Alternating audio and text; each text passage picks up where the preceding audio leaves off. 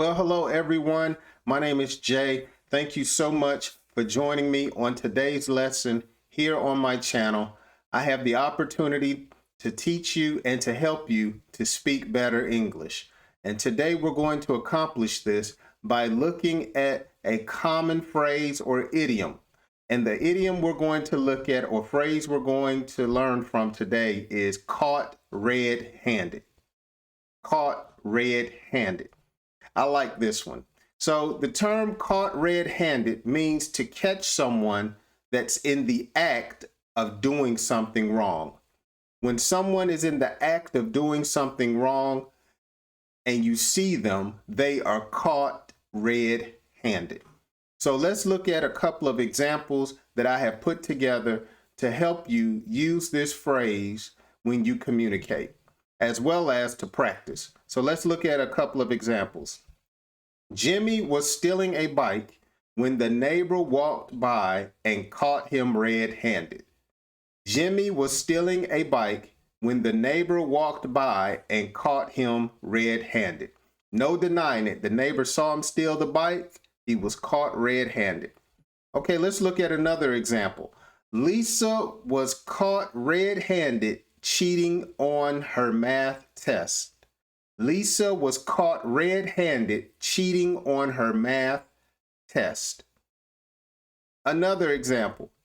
The kids were caught red-handed eating sweets before dinner. The kids were caught red-handed eating sweets before dinner. You know what's funny about this sentence? When I was young, I could eat sweets and still eat my dinner. But now that I'm older, I can't do it like I used to. All right, let's look at another example, which will be our last one for today. He was caught red-handed taking money from his father's wallet. He was caught red-handed taking money from his father's wallet. So these are some simple sentences that you can practice using the term caught red-handed in English. Now, after learning today, leave me a comment. How would you use this in a sentence?